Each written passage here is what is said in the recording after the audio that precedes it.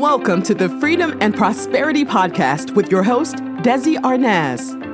Join us as we explore the journeys of top achievers who share strategies and stories about their success and living life on their own terms. Get ready to be inspired. Well, hello, guys, and welcome back. Welcome to the Freedom and Prosperity Podcast. I am Desi Arnaz, your host, and today I am super excited to be speaking with a gentleman that I have so much respect for, and I think that by the time we're all done, not only will you guys have respect for him, but you're going to have a major admiration for what this guy is doing with his life. His name is Jimmy May. He is 22 years as a Navy SEAL, retired as a commander, and today he's the CEO and founder of Mayday Executive Services, as well as Beyond the Brotherhood. Welcome, my friend Jimmy May. Welcome. Hey, thank you so much for having me, Desi. Yeah, it is my pleasure. I'm excited to hear some of the things that you're going to be sharing with me and with my audience. So can we start though, Jimmy? I mean, most people are so intrigued, as I am, about your military background, because not every day you get to speak or even listen to a former SEAL. Can we kind of start there and then kind of see how it goes from there? Yes, sir. Okay. Let's see. I didn't start off as a SEAL. I went in enlisted as a nuclear machinist mate. I test well. I wasn't super intelligent, but I was able to get into nuclear power, and I didn't like it. I did it for about a year, and then I received a scholarship to go to college. 5.5 short years later, I had a 4-year degree from Texas A&M, and I went. They thought I was going back into nuclear, and I was like, absolutely not. I'm not doing that. So I had an uncle who kind of said the toughest thing out there was the SEALs, but that I shouldn't do it because no one can do it. And then that was all it took. So I went into the SEAL teams, and I was in BUDS, which is SEAL Selection and Training, during 9/11. Oh, And wow. it changed kind of the trajectory of my whole life, because it went from being just something that I wanted to try to a really a personal calling, especially after a lot of my friends started getting killed and hurt. I ended up getting shot one year. It was just it was a pretty crazy time. But my class started off with 155. We finished with 22 from the originals that made it through, which is pretty normal.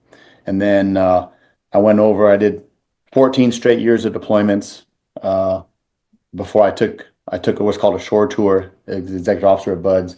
So I have 4 tours in Iraq, 1 in Yemen, 1 in Afghanistan, and then 1 Middle East writ large. And during that time, I served with SEAL teams on both coasts, and I did it for 23 years, and then my body got just too destroyed. I have fake hips now. I had to get my hips replaced. My whole last 2 years on active duty was all surgeries and getting fixed. I've been shot, blown up. More of my friends have been killed than I count on my fingers and toes. It was a pretty wild ride. So that's kind of Yeah. that. Yeah, that's pretty wild, man. That's pretty wild. And I want to say here for the record, I appreciate you and what all of our military do here for us here in America. Our podcast is a Freedom and Prosperity podcast, but there is no freedom. Let me say it this way: freedom is not free.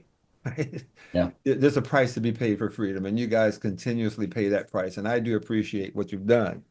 And so let's take that now and move that to the next level. You got out of the military and you said, okay, I'm going to do something different. I'm going to see what I can do that's different. And I know that you do have a charitable organization that you manage, right? Yes, sir. I wasn't sure what I wanted to do when I was getting out. I mean, like a lot of these guys, we never have social media. You kind of live in this black hole of a vacuum. And I had an undergrad degree, but it was stale. So I ended up going to Harvard Business School. So I did that to like give myself a fresh network. And then even then, I didn't know what I was going to do. And Steve Gattina, who is the CEO of Pray.com, took me under his wing and just has been probably the biggest force in my transition from the military. And he asked me to do a job for him, basically just kind of teach some leadership to his guys. And I was like, I don't do that. And he said, well, he goes, my friend Mark says you might. And when I knew I said, oh, that Mark, the guy, I'm a big jujitsu guy.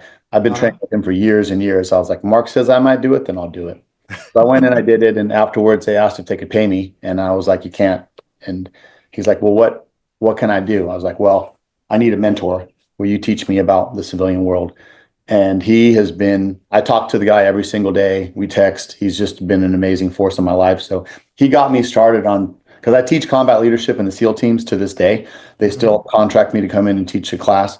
And a lot of those lessons, they transfer right into the boardroom. And so, couple that with Harvard Business School, where I learned to speak business. And now I teach cultivating organizational resilience.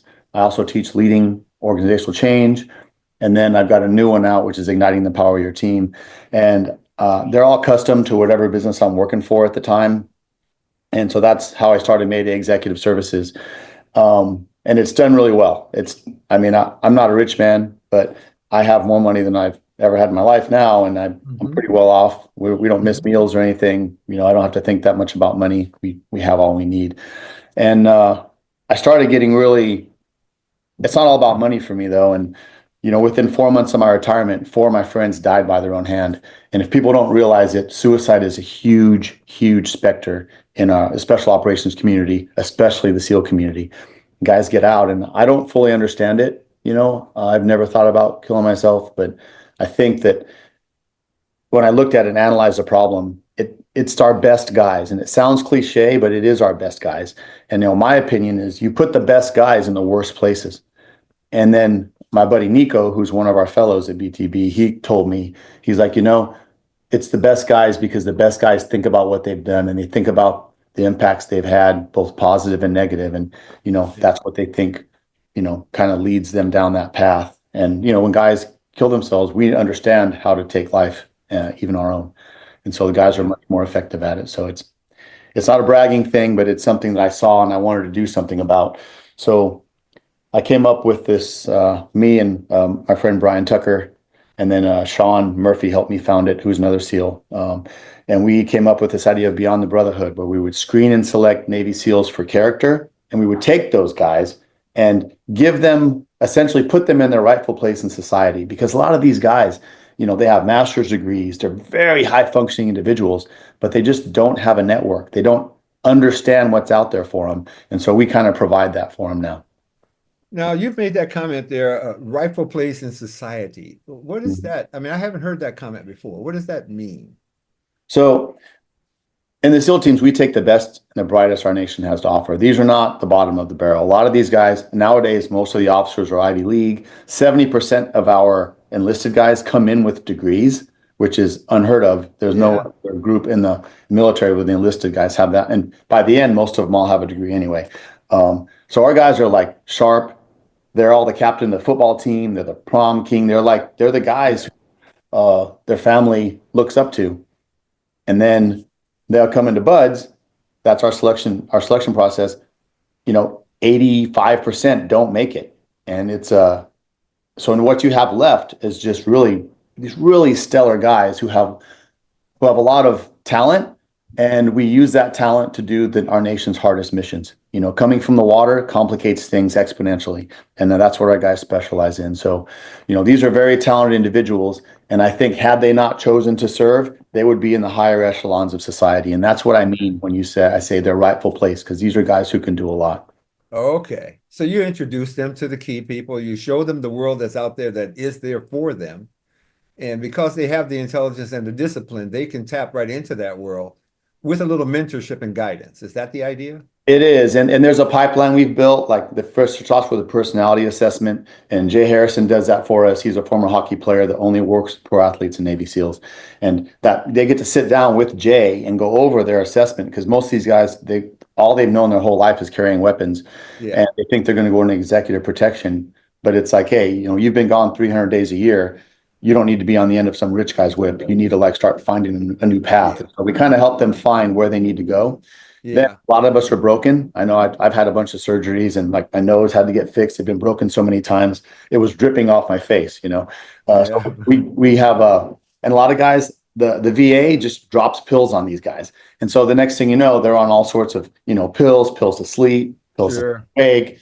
And we just get them off of those things using Everspan Life. My friend Jacob Azevedo up in Sacramento has a company, and we get guys nice and clean. I was on everything. I was on opiates. I was on all your NSAIDs, non-steroidal anti-inflammatories. I couldn't walk. unless I took those things. And it's a downward spiral, because you take a little bit and pretty soon it starts feeling like decaf and you got to take a little more. Yeah. And it's like, Yeah. oh, my daughter wants to go on a hike. I better pop an opiate. And it's Yeah. just a downward spiral. It's not good. So they got me off everything. I'm on nothing anymore. And we do that for the guys. So we get them nice and clean. And then after that, we introduce them to our network. We have mixers where they get to meet, very influential and high net worth individuals that can put them in spots where they can start to learn and understand the talent that we have. We have 45, and we take about 20 guys a year. We've been up for 2.5 years. We have 45 fellows right now. It's not hard to find them jobs. The people are trying to snap these guys up. So Yeah. Yeah. it's Those been people are fun. it's been a meaningful thing for me too, because these are really amazing dudes, guys I served with. Some of the guys got hurt on my watch, I definitely feel a debt of gratitude. But these are talented individuals, and I hate to see what happens to the guys when they just go in that dark place. We're trying to pull them out. Yeah. And I tell these guys when they come in, hey, when you make it, you turn around and send that ladder back down, and they're already doing it. So it's been really, Yeah. Now that kind of brings up something that was in my mind, Jimmy, and that is I know that the the the, the people that you serve in your business have gone through this incredibly dark and intense experience. But just in life in general, for a lot of people, there are similar emotions that come from the experiences that they go through, even though they weren't SEALs, they weren't out there doing no, that, right? no, Uh, I can see the lessons that you impart to the people that you're working with. I can see those lessons actually uh, carrying over into the general public as well. Because in the beginning you mentioned that you got a mentor for yourself. yep, You realize you were smart enough to know, okay, I need a mentor. yep. That's really, really important. And I'm almost embarrassed to say this, but I was more than 60 years old before I actually got my first mentor. I was out there trying to You do don't everything look on my 60 own. years old right now. Are you serious? Wow. You Well, age thank better you. than I did, my friend. No, I'm 72. I just had my What? 72nd Oh, birthday. man. Wow, that's impressive.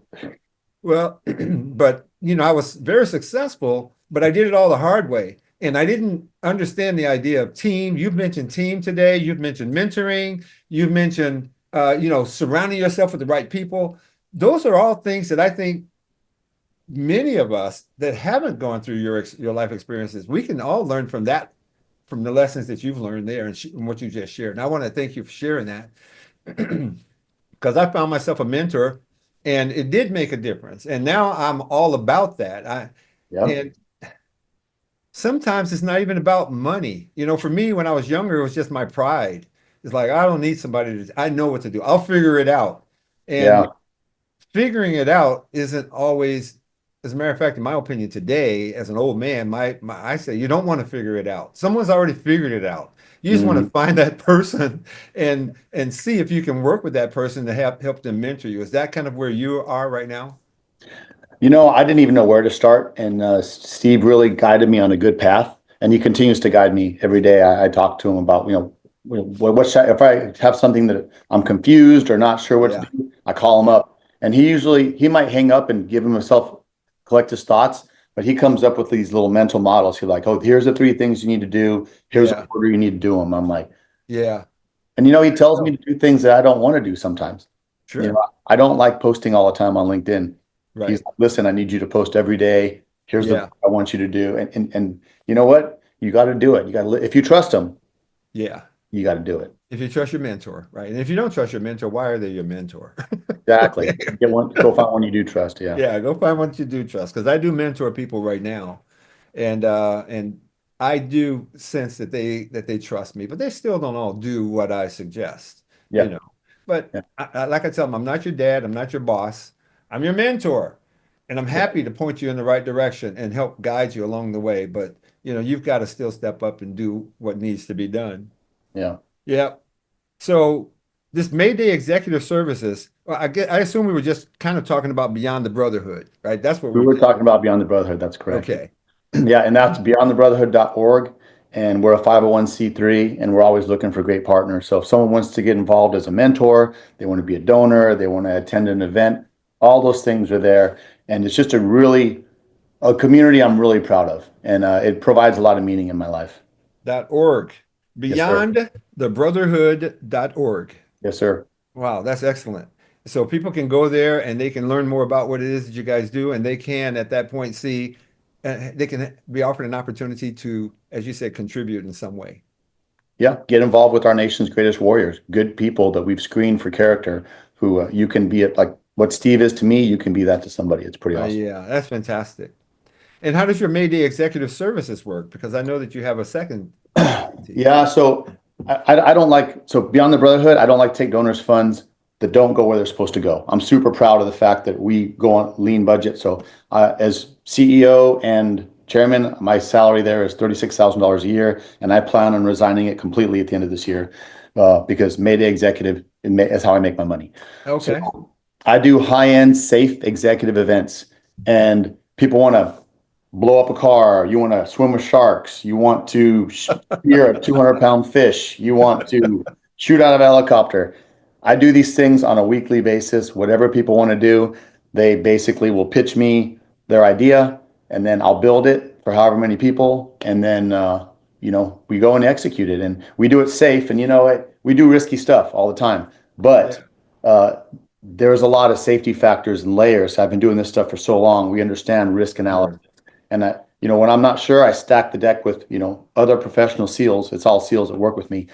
And Sure. we've done all sorts of stuff. This has been the busiest year yet. I have done so many events this year, and it's been fun. I've met so many amazing people, and the Venn diagram of Mayday Executive and Beyond the Brotherhood overlaps a lot. So it's like a lot of the people that I work with in my events, they get interested in Beyond the Brotherhood. It's been a cool funnel for getting good people involved in that Oh, vein. that's fantastic. Oh my goodness. I love it. Man, you're living the dream, brother. Dude, it has been, I was worried about getting out, but it really has been an amazing transition. And I think one of the coolest things I've realized is how many great Americans there are, because when you're overseas and the media is bombarding you with stuff constantly, and you're like, who's doing this? And then when you go out and you realize there's so many good people in America that were worth fighting for, that were worth the efforts you did, you know, it's an eye opener. It's good for our guys to see that too. So I'm really grateful to be an American, and the opportunities we have here. People don't understand how bad it is in the rest of the world. There is 50% of the world, they don't have clean drinking water. The water in your toilet that you poop in is cleaner than what 50% of the world drinks. Wow. And they don't even realize that in America because they've been so sheltered here. So Wow. I'm intensely grateful to be here. Wow. Well, that's excellent. And as am I, as am I as an American. And so I love to hear have these types of conversations from people that have been around the world, and get it. Because I listen to some of these people sometimes, and they've lived such sheltered lives Yeah, that they don't realize that they don't realize how good they have it, you yeah, know? yeah. Um, and they feel as though they're owed something more. And You just hit a chord. That feeling of entitlement and that owed, that is a problem in society right now. It's hey, you know what? You get your luck is directly proportional to your hard work. It's just the way it is. yes, it And is. people that think that they deserve something, I can't stand having those people around me. Like if you want something, you go out and you work for it. And that sense of entitlement, you're not owed anything, nothing. Yeah. Yeah, Yeah, you're really not owed anything. right. And the I'm- opportunity, being a black man in America, I can tell you that yeah, people sometimes want me to play a victim. It's like yeah, about the oppression. And I think to myself, I'll give you a good example. I've had people say to me, have you had problems with cops in the past, like stopping you because you're black? And I said, you know what? I've been stopped by cops as a young man. I was yeah, stopped by cops and told to get out of neighborhoods, black neighborhoods by black cops, white neighborhoods by white cops. yeah. It wasn't racial. It was just, what the heck are you doing over here? You know what I mean? It's like you shouldn't be here. And I got it at the time. Yeah. Where I was in, I grew up in Chicago. When I Wow. grew up in Chicago, certain neighborhoods were not safe for me because Chicago at the time that I grew up was very racially divided. I don't know what it's like now. I live in San Diego now. Yeah. It was very racially You divided. definitely felt racism. You're 72. That was like, you know, Yeah, I don't know what it was like back then. We're not perfect, but right. it's It better was than a lot rough. of It other was places. rough. And so if I were, here's a great example. I started a business when I was 20 years old, and in Chicago, What kind of business? it was a record business. Back in the days when they used to have records and Oh, 8-track tapes. yeah, That was a man. long Yeah, time ago. yeah, yeah. I remember those. We had my dad. Yeah, a long time ago. Yeah. And but in Chicago, where I built it, where I opened it, if you're black, you can only open up your business on the south side of the street. If you're white, you could open up your business on the north or the south side of the street. Isn't Huh. that just crazy stuff? Yeah. It's just crazy. It's just Yeah. crazy stuff. Yeah. And the reason that the cops, back to my first story, the reason that the cops were telling me to get out of the neighborhoods is because it was for my own safety. It wasn't Mm. that, I was Yeah. they were being racist against me. It's just like, dude, the white cops were saying, look, you're in this neighborhood, there's bad people over here who will hurt you. You know what Yeah. I mean? You should go back.